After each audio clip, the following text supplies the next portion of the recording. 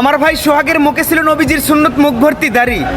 এমন একজন মানুষকে তোরা নৃশংসভাবে কি করে এই দুনিয়া থেকে বিদায় করতে পারলি? 24শে জুলাই ছাত্ররা দেশ আন্দোলন করে পুনরায় স্বাধীন করে তারা রয়েছে এখন নিজেদের কেরিয়ার গড়া নিয়ে ব্যস্ত। আর পুলিশেরা ঘটনা ঘটে যাওয়ার পর ঘটনাস্থলে পৌঁছাবে। সেনাবাহিনীরা ব্যস্ত রয়েছে তাদের গৌরব আর অহংকার নিয়ে।